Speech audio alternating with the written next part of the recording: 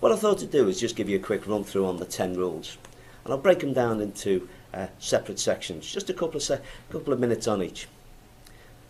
When you're looking at the 10 rules of negotiation, the first thing that you have to be aware of, and I know it can be seem a bit of a cheat, but rule number 1 in everyone's view on negotiation is don't negotiate.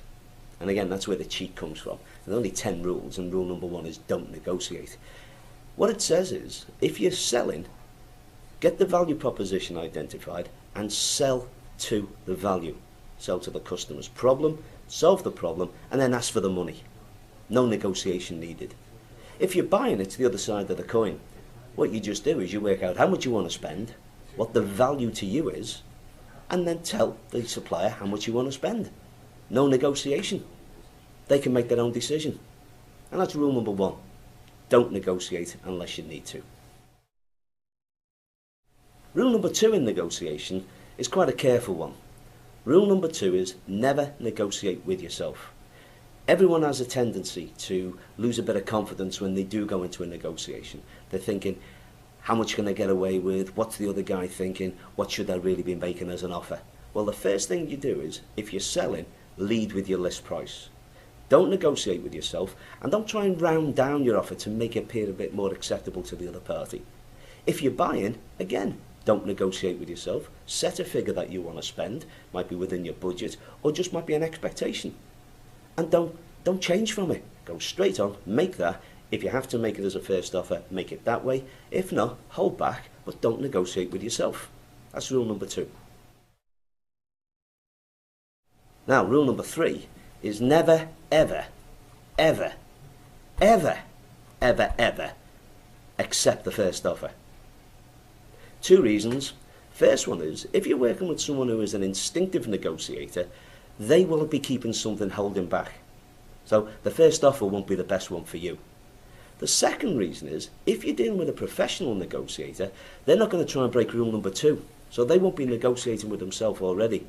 So the view here is, when you actually see someone make an offer put on the table, there's always a better one behind it. Not necessarily lower money, but a better offer can always be made. So rule number 3, never, ever, ever accept the first offer. Now, rule number 4 can sometimes be a bit confusing, because rule number 4 is never make the first offer if you can avoid it.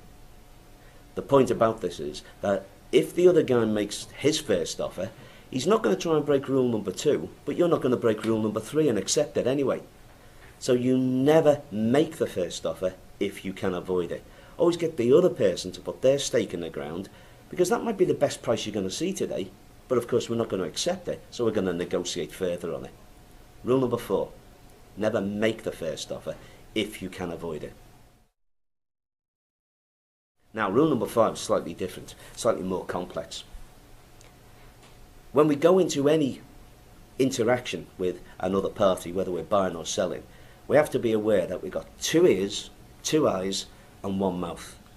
And what we should be aiming to do is use them in that proportion. Sometimes called the 80-20 rule. You use your ears and eyes 80% of the time, and you use your talking muscles 20% of the time.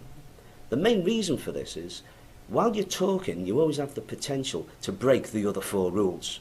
You could be making, accepting, negotiating with yourself, and even just breaking all the rules. So while you're listening, you've got less chance of breaking any of the rules. So listen more and talk less. What it means is, you don't leak any signals to the other person, and you don't give any room for manoeuvre, and you don't break any of the rules.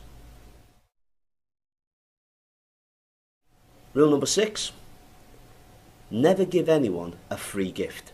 Make sure in a negotiation, if someone wants something from you, they work for it, or they give you something in return.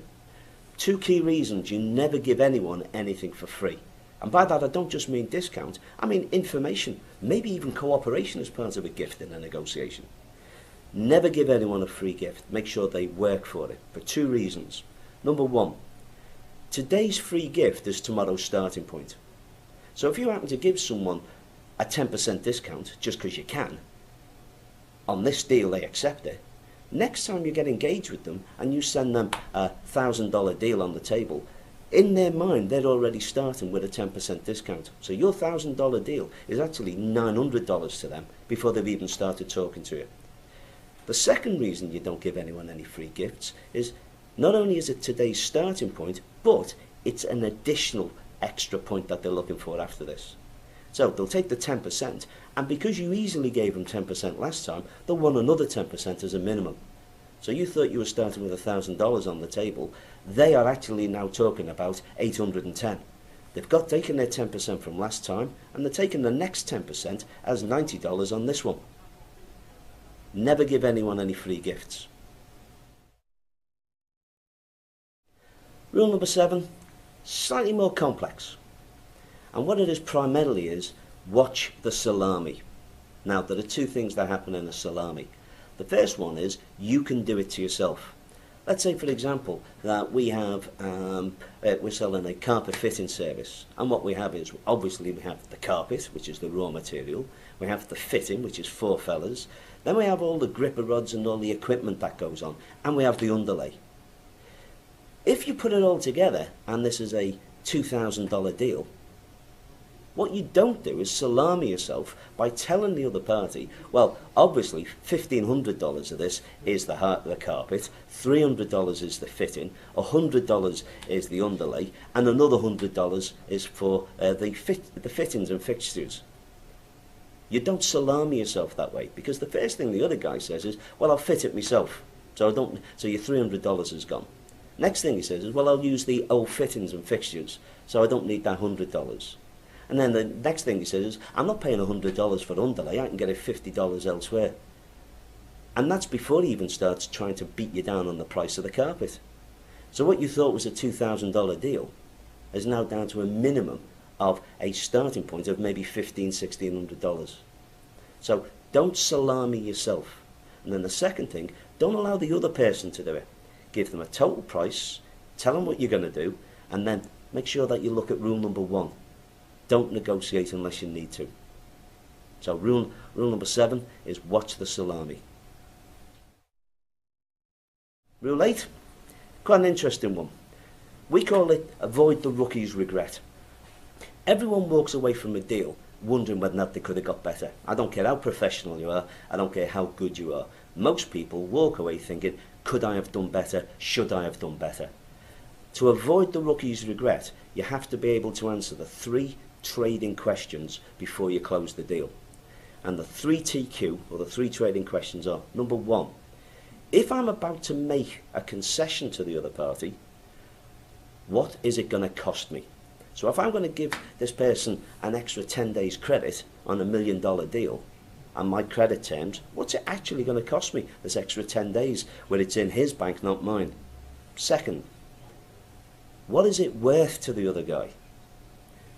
The 10 days credit might be worth an awful lot to him, or he may be cash rich and it might matter to him. And then the third question we have to ask of the 3 TQ is, if I know what it's going to cost me, and if I know what it's worth to the other guy, what do I want in return? Preferably of equal cost to them and equal value to me. So if it's going to cost him $10 to give me $100 value, I should be aiming to give him something that cost me $10 to give him $100 value. And that's the 3 TQ. And if you can avoid these bad questions and get the right answers every time, you will avoid the rookie's regret. And that's rule number 8. Rule number 9, always avoid the quick deal. Every negotiation that you're going to be involved in has a time scale and a tempo of its own. You'll recognise this when you're part of it. The thing you have to be aware of is when the other party starts changing the tempo, usually speeding it up, what it means is one or two things. They've either recognised a mistake you've made and they want your name on the paper so that they can enforce that mistake to their advantage, or they've seen an advantage for themselves that you haven't yet valued. And what they want again is they want your name on the paper to their advantage. So whenever you see the other party changing the speed, usually speeding it up, increasing the tempo, trying to close the deal faster, don't look upon it as a closing deal. It's not a buying signal. What this is them trying to take advantage of you. So what you do is you slow it down, say maybe, and then go back and look at the 3TQ. Try and work out what the real value to them is. And that's rule number 9. Always, always avoid the quick deal. It's never to your advantage. So number 10, the final rule of negotiation, is never tell anyone what your bottom line was. When you close a deal, no matter how friendly you are, no matter how tempting it is to get into a conversation with the other party about how the deal went, never tell them how far you could have got pushed.